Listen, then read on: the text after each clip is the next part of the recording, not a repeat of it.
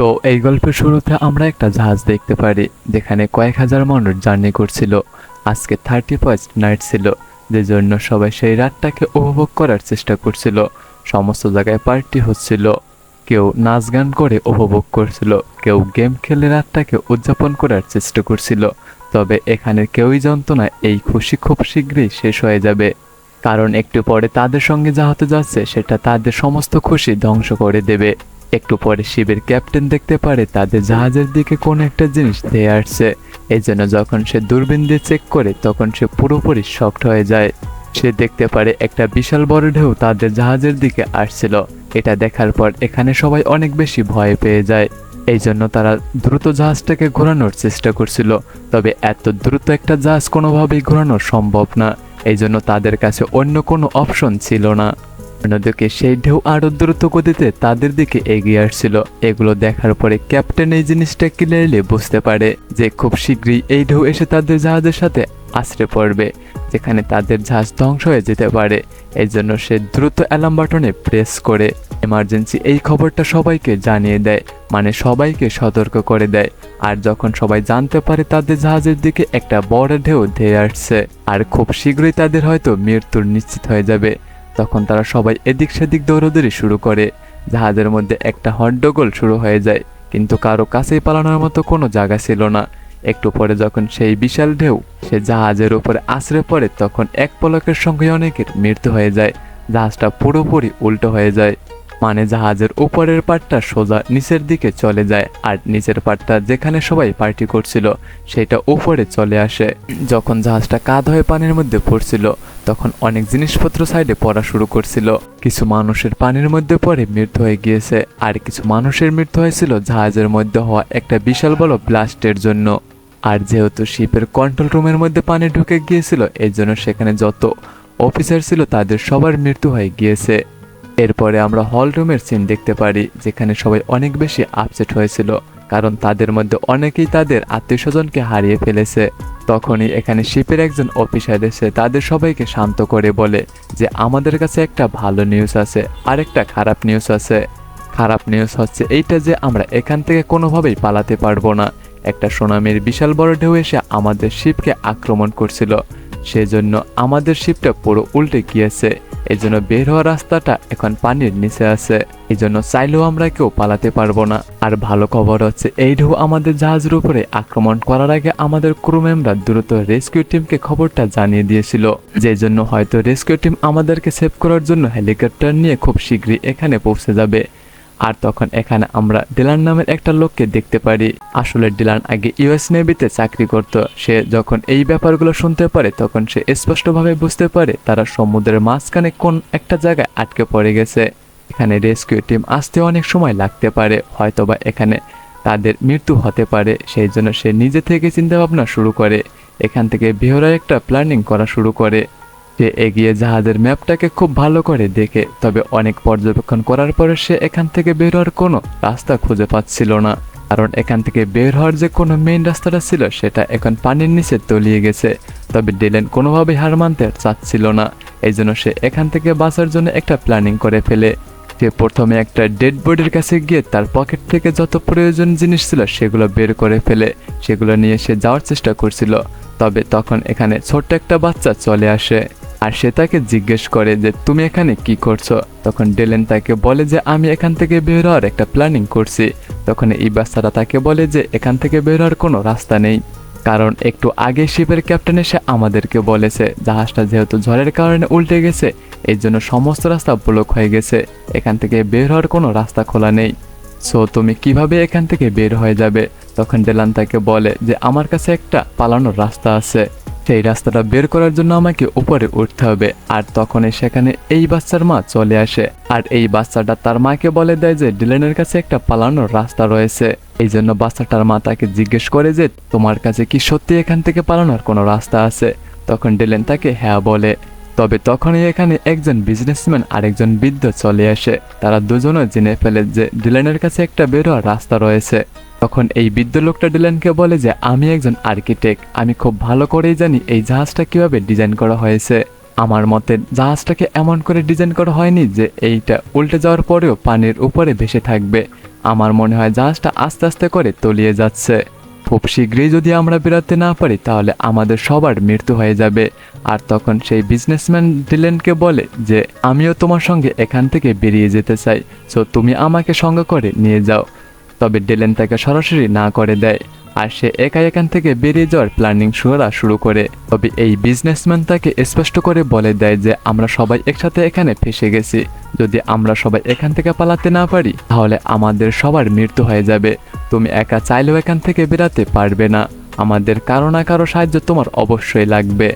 আর বিজনেসম্যানের কথার সাথে সবাই একমত পোষণ করে, এজন্য ডিলেন বাধ্য হয়ে তাদের সবাইকে একসঙ্গে নিতে রাজি হয়ে যায়। এরপরে সেই বিজনেসম্যান শিপের একজন ওয়েটারকে ডেকে জিজ্ঞেস করে এখান থেকে উপরে যাওয়ার রাস্তাটা কোন দিকে। তখন ওই ওয়েটার তাকে স্পষ্ট করে বলে যে শিপের ক্যাপ্টেনরা আমাকে স্পষ্ট করে না করে দিয়েছে যাতে করে আমি উপরের যাওয়ার রাস্তা কেউকে না বলি, কারণ সেই রাস্তাটা খুবই ভয়ঙ্কর, যেখানে গেলে তোমাদের মৃত্যু হতে পারে। তবে তখন এই বিজনেসম্যান তাকে বলে যে তুমি পুরো 1 বছর যত টাকা ইনকাম করো আমি তার চেয়েও 3 গুণ ডাবল করে তোমাকে টাকা দিব। আর এগুলো শোনার পরে সেই ওয়েটার তাদেরকে রাস্তা দেখাতে রাজি হয়ে যায়। এখন তারা সবাই মিলে উপরের দিকে ওঠা শুরু করে। আসলে তারা সবাই সেই বড় বড় পাখাগুলোর দিকে যেতে চাচ্ছিল যেগুলোর মাধ্যমে শিপ চালানো হয়, কারণ এখান থেকে বের হওয়ার শুধুমাত্র তাদের কাছে একটাই অপশন ছিল। তখন শিবের অফিসারও তাদের উপরে উঠতে দেখতে পারে, এই জন্য শিবের অফিসারও বলে যে তারা হচ্ছে একটা বেকুব, তারা শুধু উপরে যাওয়ার চেষ্টা করছে কারণ যেখানে তাদের জন্য মৃত্যু অপেক্ষা করছে। কিন্তু এই অফিসারও জানতো না যে যেহেতু শিপটা আস্তে আস্তে করে পানির নিচে তলিয়ে যাচ্ছে, খুব শীঘ্রই হয়তো বা হলের ভেতরে পানি চলে আসতে পারে, আর এমনটা হলে তাদের সবার মৃত্যু এমনিতেই নিশ্চিত হয়ে যাবে। এরপরে অফিসাররা গার্ডদেরকে সমস্ত দরজাগুলো বন্ধ করে দেওয়ার জন্য বলে যাতে করে ভেতরে কোনো পানি আসতে না পারে, আর যারা উপরে গিয়েছে তারাও যেন ভিতরে না আসতে পারে। অন্যদিকে যখন তারা সবাই সামনের দিকে যাচ্ছিল তখন তারা এখানে অনেকগুলো ডেড বডি দেখতে পারে, যেগুলো দেখে তারা অনেক বেশি ভয় পেয়ে যায়। তবু অনেকটা সামনে যাওয়ার পরে তারা দেখতে পারে আশেপাশে সমস্ত জিনিস এলোমেলো অবস্থায় পড়ে থাকার জন্য সমস্ত রাস্তাগুলো ব্লক হয়ে যায়, তারা চাইলেও তার সামনের দিকে যেতে পারতো না। এই জন্য বাধ্য হয়ে তারা একটা লিফটের দরজা জোর করে টেনে খুলে তারা দেখতে পারে লিফট পুরোপুরি নষ্ট হয়ে গিয়েছিল আর লিফটের উপরে আটকে পড়ে গিয়েছিল। জন্য এখন তাদের কাছে অপশন হচ্ছে লিফটের উল্টো পাশের দরজাটা খুলে যে কোনো মূল্যে সেখান দিয়ে বেরিয়ে যাওয়া। এইটার করার জন্য তারা একটা বড় লোহার বেঞ্চের সাহায্যে লিফটের মাঝখানে একটা রাস্তা বানিয়ে ফেলে। এখন লিফটের সেই দরজাটা খোলার জন্য প্রথমে ডিলেন সামনে যায়, সে গিয়ে লিফটের দরজা খোলার চেষ্টা করে, কিন্তু অনেক চেষ্টা করার পরেও সে দরজা খুলতে পারছিল না। আর তখনই তার নজর পড়ে উপরে ফ্লোরের উপরে, সে দেখতে পারে সেখানে লিফটের দরজাটা কিছুটা খোলা ছিল। এই জন্য সেখানে পৌঁছানোর জন্য সে প্রথমে সেই বৃদ্ধ লোকটাকে ডেকে আনে, এরপর তার ঘাড়ের উপরে ভর করে সে এই সেকেন্ড ফ্লোরে চলে যায়। এরপর সে এক এক করে সবাইকে সেকেন্ড ফ্লোরে নিয়ে যায়। তবে এখন লাস্ট শুধুমাত্র বৃদ্ধ লোকটা আর সেই ওয়েটার ছিল। ওয়েটার বৃদ্ধ লোকটাকে বলে যে প্রথমে তুমি যাও, এরপর আমি এখান থেকে যে কোনো মূল্যে চলে যাব। তবে ওয়েটার এটা জানতো না যে এটাই তার জীবনের সবচেয়ে বড় ভুল সিদ্ধান্ত ছিল। যখন সে বৃদ্ধকে ঘাড়ের উপরে ভর করিয়ে উপরের দিকে ওঠানোর চেষ্টা করছিল তখন আমরা দেখতে পারি উপরের লিফটটা আস্তে আস্তে করে নাড়াচাড়া শুরু করছিল, মানে সেটাও লুজ হয়ে গিয়েছিল, এটা যে কোনো সময় নিচের দিকে পড়তে পারতো। এটা দেখার পরে তারা সবাই অনেক বেশি ভয় পেয়ে যায়, এই জন্য তারা তাড়াহুড়ো করে উপরের দিকে ওঠার চেষ্টা করে। আর তখনই সেই ওয়েটারের পায়ের নিচ থেকে সেই লোহার বেঞ্চটা নিচে পড়ে যায়, যে জন্য তারা দুজনে এখন হাওয়ার মধ্যে ঝোলা শুরু করে। ওয়েটার সেই বৃদ্ধের পা শক্ত করে ধরে জোরে জোরে চিৎকার করা শুরু করে। তবে তখন উপরের সেই লিফটটা আস্তে আস্তে করে লুজ হয়ে নিচের দিকে পড়ার জন্য প্রস্তুতি নিচ্ছিল। ডিলেন আর বাকি সবাই চেষ্টা করছিল যত দ্রুত সম্ভব তাদেরকে উপরে তুলে আনতে, কিন্তু যেহেতু তাদের ওজন অনেক বেশি ছিল যেন তারা কোনোভাবেই তাদের দুজনকে একসাথে তুলতে পারছিল না। ডিলেন তাদেরকে স্পষ্ট করে বলে যায় যে তোমাদের দুজনকে আমি একসাথে কোনোভাবেই তুলতে পারবো না। এই জন্য বৃদ্ধকে পরামর্শ দিয়ে বলে যে তুমি যদি ওইটারকে নিজের থেকে যে কোনোভাবে আলাদা করতে না পারো তাহলে তোমাদের দুজনকেই ছেড়ে দিতে হবে, এছাড়া অন্য কোনো অপশন আমাদের কাছে নেই। তবে এটা শোনার পরে ওইটা চিৎকার করে তাদেরকে রিকোয়েস্ট করে বলে যে প্লিজ আমাকে ফেলে দিও না, কিন্তু এই বৃদ্ধ না চাইতেও সেই ওইটারকে লাথি মেরে নিচে ফেলে দিতে হয়। ওইটার নিচে পড়ে যাওয়ার দ্রুত এই বৃদ্ধকে টেনে মধ্যে নিয়ে আসে, আর তখনই উপরে থাকে সেই লিফটটা অনেক স্পিডে নিচের দিকে পড়তে শুরু করে। আর সেটা এত জোরে নিচে এসে আঘাত করে, সেজন্য জাহাজের মধ্যে বিশাল বড় একটা ব্লাস্ট হয়ে যায়। এখন আগুন থেকে বাঁচার জন্য তারা দ্রুত লিফটের দরজা বন্ধ করে দেয়, যে জন্য কোনো রকমে তাদের জীবন সেভ হয়ে যায়। অন্যদিকে ক্যাপ্টেন যখন লিফটে এত বড় ভয়ঙ্কর ব্লাস্টের শব্দ শুনতে পারে, তখন তার মনে হয় উপরে যারা গিয়েছিল তাদের সবার মৃত্যু হয়ে গেছে। কিন্তু সে এই জিনিসটা জানতো না যে খুব শীঘ্রই মৃত্যু তার কাছেও আসতে চলেছে। অন্যদিকে ডেলেন আর তার টিম যখন আস্তে আস্তে করে সামনের দিকে এগোনোর চেষ্টা করছিল, তখন তারা একটা ড্যান্স ক্লাবের ভেতরে চলে আসে। এখানে সেই বিজনেসম্যান আর তার মেয়েকে খুঁজে পায়, যে কিনা ড্যান্স ক্লাবের মধ্যে আটকা পড়ে গিয়েছিল। তাছাড়া তারা আরো 3 জন মানুষকে এখানে খুঁজে পেয়ে যায়। তাদের এখন টোটাল 9 জনের একটা টিম হয়ে গিয়েছিল। এই জন্য তারা সবাই মিলে সিদ্ধান্ত নেয় যে তাদেরকে যে কোনো মূল্যে যত দ্রুত সম্ভব জাহাজের সেই পাখার জায়গা যেতে হবে, যেগুলোর মাধ্যমে জাহাজ চালানো হয়, কারণ সেটা ছাড়া তাদের কাছে এখান থেকে বের হওয়ার কোনো রাস্তাই নেই। তবে যখন তারা আরো একটু সামনে গিয়ে একটা দরজা ওপেন করে, তখন তারা সবাই পুরোপুরি শকড হয়ে যায়। তারা দেখতে পারে যে সমস্ত রাস্তা ব্লক ছিল, তাছাড়া নিচের ফ্লোরে পানি ভরে গিয়েছিল, মানে যাওয়ার মতো কোনো রাস্তা তাদের কাছে খোলা ছিল না। তো এখন যদি তাদেরকে জাহাজের ওই উপরে যেতে হয়, তাহলে তাদের কাছে শুধুমাত্র একটাই অপশন ছিল, সেটা হচ্ছে লিফটের ভাঙ্কার রেলিং। এই জন্য তারা রেলিং বেয়ে বেয়ে এক এক করে সামনের দিকে যাওয়া শুরু করে। এমন করে তারা 5 জন ওই পারে চলে আসে। এরপরে যখন ছোট্ট বাচ্চাটার পালা ছিল, তখন সেই বিজনেসম্যান ছোট বাচ্চাকে বলে, আসো এখন তোমার পালা। তখন একটা মাতাল এসে বলে যে না, এখন আমি যাব, কারণ তোমাদের উপরে বিশ্বাস করা যায় না, তোমরা হয়তো আমাকে ফেলে রেখে চলে যাবে। এতটুকু বলে সে রেলিং বেয়ে যখন মাঝপথে আসে, তখনই তার পা পিছলে যায়। এই জন্য তার হাত থেকে তার মদের বোতল পড়ে যায়। এই জন্য সে মাঝখানে দাঁড়িয়ে চিৎকার করা শুরু করে। আর তখনই জাহাজের ইঞ্জিন উপর থেকে খুলে সোজা তার মাথার উপরে পড়ে, যেই জন্য লিফটের রেলিং ভেঙে 2 টুকরো হয়ে যায়। আর ইঞ্জিনের নিচে চাপা পড়ার জন্য তার মৃত্যু হয়ে যায়।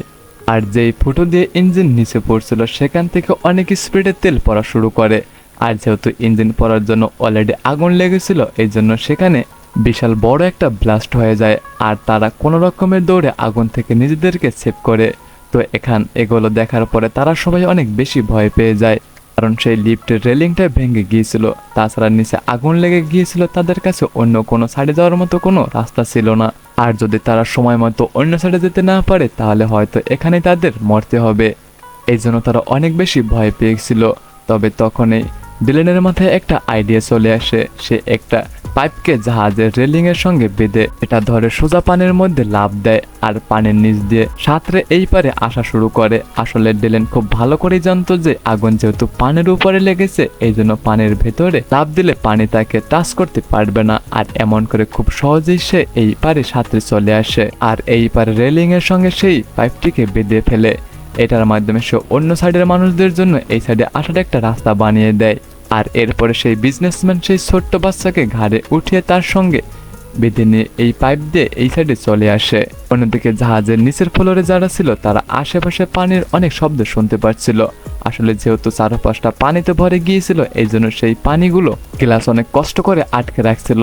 সেই গ্লাসের উপরে পানির প্রেসার অনেক বেশি পড়ার কারণের জন্য ফাটল সৃষ্টি হয়। আর এই ফাটল দেখার পরে সবাই অনেক বেশি ভয় পেয়ে গিয়েছিল। তারা চিৎকার চেঁচামেচি করা শুরু করছিল। এগুলো দেখার পরে ফাইনালি সেই ক্যাপ্টেন নিজেই ভুলটা বুঝতে পারে এখানে থাকাটা তার সবচেয়ে বড় বোকামি ছিল। কিন্তু এতক্ষণে অনেকটা দেরি হয়ে গিয়েছিল। গ্লাসগুলো ভেঙে পানির মধ্যে আসা শুরু করে, আর নিচে যত মানুষ ছিল তাদের উপরে আছড়ে পড়ে। এমন করে নিচের ফ্লোরে যারা ছিল তাদের সবার মৃত্যু হয়ে যায়। আর নিচের ফ্লোরের সবার চিৎকার উপরে দাঁড়িয়ে থাকা সেই মানুষগুলো শুনতে পায়। আর তারা এটাই চিন্তা করছিল যে সেখান থেকে বের হয়ে উপরে আসার সিদ্ধান্তটা তাদের জন্য সঠিক ছিল, তা না হলে মরতে হতো। কিন্তু এখন তাদের চিন্তা করার কোনো তেমন সময় ছিল না, কারণ পানি যেহেতু জাহাজের ভেতরে ঢুকে গিয়েছে, তাই তারা সেখানে আছে যেখানে খুব দ্রুতই পানি চলে আসবে। এজন্য তারা খুব দ্রুত সেই রাস্তাটা বের করার চেষ্টা করা শুরু করে, যেখান দিয়ে তারা বের হতে পারবে। তবে এখানে যখন তারা একটা দরজা খোলার চেষ্টা করছিল, তখন অল্প একটু খোলার সঙ্গে সঙ্গে তারা দেখতে পারে ভেতরে পানি আসা শুরু করছে। এই জন্য তারা বুঝতে পারে বাইরে পানির প্রেসার অনেক বেড়ে গিয়েছে, তারা এই রাস্তা দিয়ে বেরোতে পারবে না। এই জন্য তারা সবাই অনেক বেশি ভয় পেয়ে যায়, কারণ এখান তাদের কাছে আরো অন্য কোনো রাস্তা ছিল না। তারা চারপাশে রাস্তা খোঁজা শুরু করে। আর তখন এই বিজনেসম্যান একটা ভেন্টিলেশনের রাস্তা পেয়ে যায়। যেহেতু তাদের কাছে আর অন্য কোনো রাস্তা ছিল না, এজন্য তারা ভেন্টিলেশনের মধ্যে দিয়ে ভেতরে ঢুকে শুরু করে।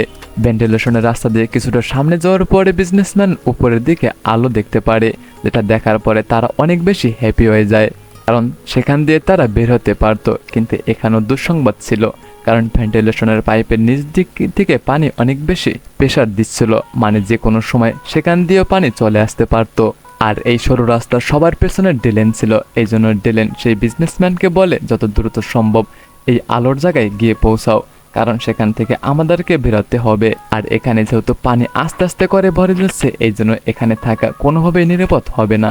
এরপরে যখন সেই বিজনেসম্যান অনেক কষ্ট করে আলোর জায়গায় চলে আসে, মানে যেখান থেকে তারা বের হতে পারতো, তখন সেখানে সে একটা লোহার জালি পেয়ে যায়, যে জালিটা খোলার অনেক চেষ্টা করে, তবে কোনোভাবেই এই জালিটা সে খুলতে পারছিল না, কারণ এই জালিটা একটা নাট বোল্টের মাধ্যমে আটকানো ছিল।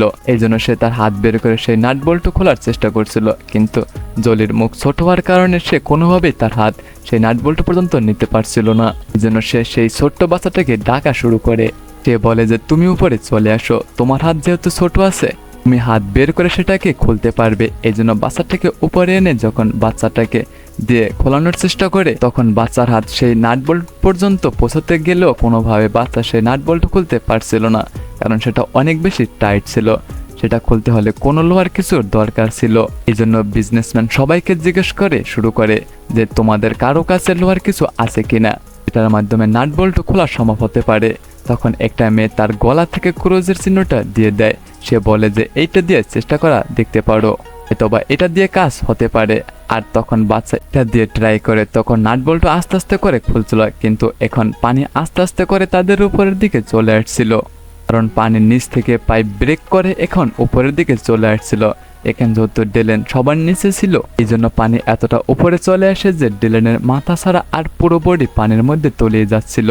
এই জন্য সবাই বাচ্চাটাকে বলছিল দ্রুত নাট বোল্টগুলো খোলার চেষ্টা করো, কারণ যে কোনো সময় পানি তাদের কাছেও পৌঁছে যেতে পারতো। আর যখন ডিলেনের মাথাটা পানির মধ্যে ঢুকে যাচ্ছিল, তখন সেই বাচ্চাটা অনেক চেষ্টার পরে সেই নাট বোল্টগুলো খুলে ফেলে। এই জন্য তারা এক এক করে উপরের দিকে আসা শুরু করে। আর একেবারে শেষ মুহূর্তে ডিলেনের জীবনটা সেফ হয়ে যায়। এখন তারা শিবের সেই পাখাগুলোর খুব কাছাকাছি ছিল, শুধুমাত্র তাদেরকে দুটো ফ্লোরের উপরে উঠতে হতো। এই জন্য তারা আশেপাশের সমস্ত রাস্তাগুলো চেক করা শুরু করে। এখানে তারা একটা দরজা পেয়ে যায়, কিন্তু এই দরজাটা অন্য সাইড থেকে বন্ধ ছিল। এই জন্য কোনো অপশন না পেয়ে তারা ফাইনালি একটা ট্যাঙ্কির ঢাকনা খুলে ফেলে, আর সেই ঢাকনার মাধ্যমে তারা ট্যাঙ্কির উপরে উঠে যায়। তবে এইটার ভেতরে আসার পরে তারা দেখতে পারে এটা জাহাজের স্টেবিলাইজার ছিল, যেটা চারপাশ থেকে পুরোপুরি সিল করা ছিল। এখানে একটা ঢাকনা থাকলেও সেটা অনেক শক্ত করে লাগানো ছিল, মানে এখন তারা এটার মধ্যে পুরোপুরি বন্ধ হয়ে গিয়েছিল। তারা চাইলেও সেখান থেকে নিচে নামতে পারতো না, কারণ নিচে ইতিমধ্যে পানি এসে ভরে গিয়েছিল। এখন ডিলেন এই ব্যাপারটা খুব ভালো করে বুঝতে পারে যে এটা হচ্ছে একটা স্টেবিলাইজার ট্যাঙ্ক। এই জন্য সে সবাইকে বুঝিয়ে বলে যে এই ট্যাঙ্কটা বানানো হয়েছে জাহাজকে স্টেবল করার জন্য। যখন এই ট্যাঙ্কটা পানিতে পুরোপুরি ভরে যাবে, তখন এই মুখটা অটোমেটিকলি খুলে যাবে, আর যেই পানিগুলো এখানে বাড়তি জমা হয় সেগুলো অন্য একটা ট্যাঙ্কে ছুঁড়ে মারে। এমন করে জাহাজের সিস্টেম কাজ করে। এখন যদি আমাদেরকে বাঁচতে হয়, তাহলে আমাদেরকে সেই পাইপের সাহায্যে এই পুরো ট্যাঙ্কটা ভরতে হবে। যখন পানি ভরে যাবে, তখন সেই পাইপের মুখটা এমনিতেই খুলে যাবে, আর আমাদেরকে অন্য একটা ট্যাঙ্কে পাঠিয়ে দেওয়া হবে। কিন্তু এটা শোনার পরে সেই বিজনেসম্যানের মেয়ে অনেক বেশি ভয় পেয়ে যায়। সে বলে যদি পানি ভরার পরে এই মুখটা না খুলে আর আমাদের নিঃশ্বাস বন্ধ হয়ে যায়, তাহলে কি হবে? তাহলে তো আমরা সবাই এমনিতেই মারা যাব। তখন ডিলেন তাকে স্পষ্ট করে বলে যে এরপর কি হবে সেটা আমি জানি না, কিন্তু এখন আমাদের কাছে শুধুমাত্র একটাই অপশন আছে, এটা হচ্ছে এটাকে পানি দিয়ে ভরে এই পাইপের মুখটা খোলার জন্য অপেক্ষা করা। এখন তারা সবাই মিলে চিন্তা করছিল যে তারা পানি দিয়ে এটা ভরবে নাকি ভরবে না। তখন এই বিজনেসম্যান দেখতে পারে যে নিচে পানি দিয়ে ভরে গিয়েছিল, আর সেখান থেকে পানি অনেক স্পিডে এদিকে আসছিল।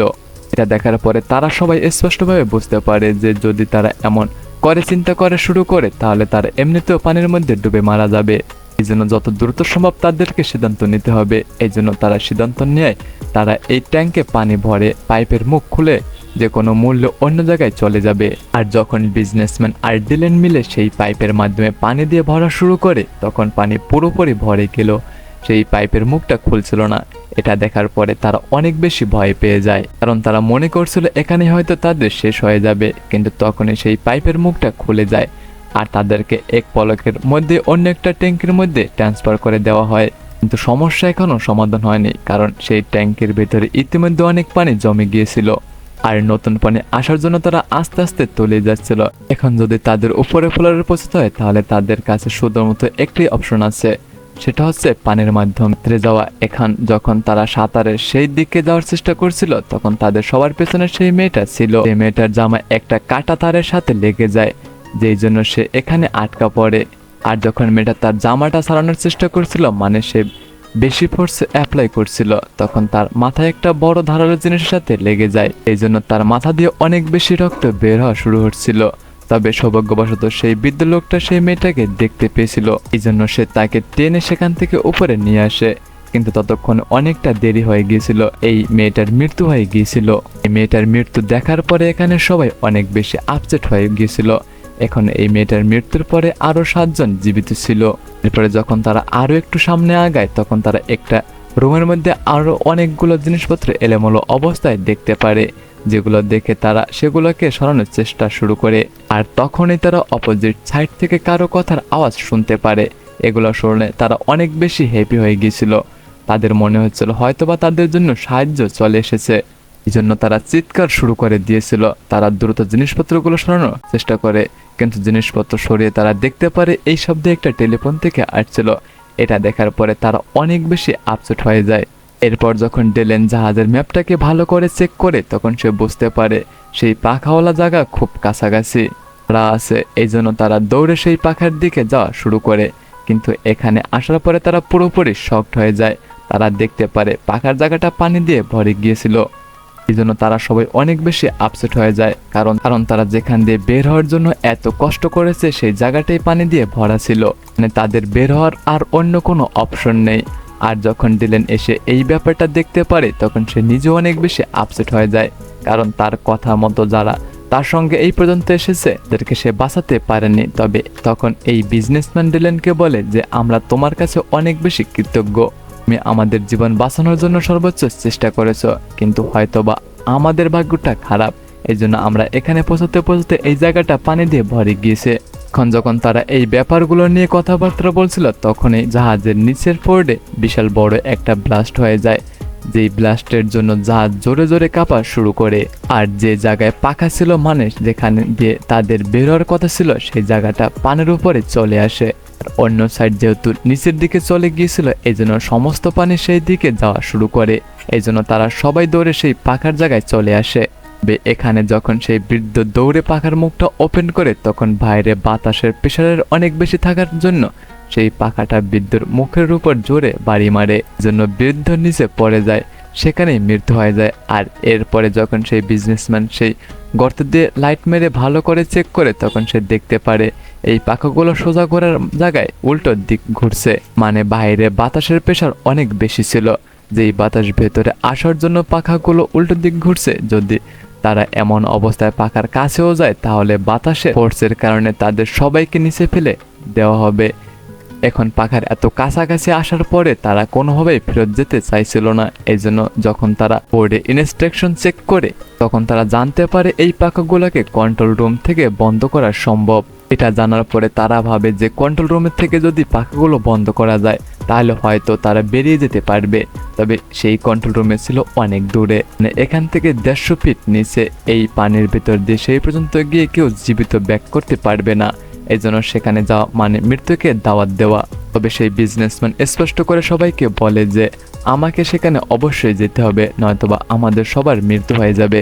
তা বলে যখন সেই বিজনেসম্যান সেদিকে যাওয়ার প্রিপারেশন নেওয়া শুরু করে তখন সেই বিজনেসম্যানের মেয়ের বয়ফ্রেন্ড তাকে বলে আপনি সেখানে যাবেন না, আমাকে সেখানে যেতে দিন, কারণ আমি তুলনামূলক আপনার চেয়ে অনেক ইয়ং আছে, আমি সেখানে দম বন্ধ করে গিয়ে আবার ফেরত আসতে পারবো। তবে এইটা শোনার পরে বিজনেসম্যানের মেয়ে জোরে জোরে কান্না শুরু করে, কারণ সে এটা খুব ভালো করে জানতো যে সেই পর্যন্ত পানির নিচে গিয়ে কেউ কোনো মানুষই ফেরত আসতে পারবে না।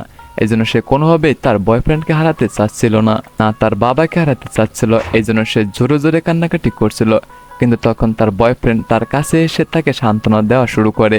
সে তাকে বলে যে আমি সেখানে অবশ্যই যাব এবং ফিরেও আসবো, আমার কোনো ক্ষতি হবে না। এইটা বলে যখন তার বয়ফ্রেন্ড পেছনের দিক তাকায় তখন সে দেখতে পারে তাদের কাউকে কিছু না বলে সেই বিজনেসম্যান অনেক আগেই পানির নিচে চলে গিয়েছিল। এটা দেখার পরে তার মেয়ে জোরে জোরে কান্নাকাটি করা শুরু করে। পানির নিচে আমরা বিজনেসম্যানকে দেখতে পারি যে সাঁতারে সেই কন্ট্রোল রুমের দিকে যাচ্ছিল। অন্যদিকে সেই ছোট বাচ্চার মা দেখতে পারে ছোট বাচ্চাটা কোথায় যেন গায়েব হয়ে গিয়েছে। এই জন্য সে পানির মধ্যে তার বাচ্চাকে খোঁজা শুরু করে।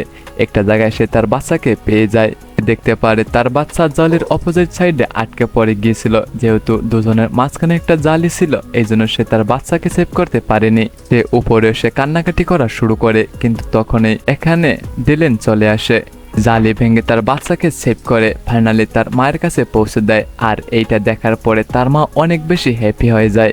এরপর তারা তিনজন সেখান থেকে বের হয়ে যায়, আবার উপরের দিকে যাওয়া শুরু করে। অন্যদিকে আমরা সেই বিজনেসম্যানকে দেখতে পারি যে পানির নিচ দিয়ে সাঁতরাতে সাঁতরাতে সেই কন্ট্রোল রুমে চলে আসে।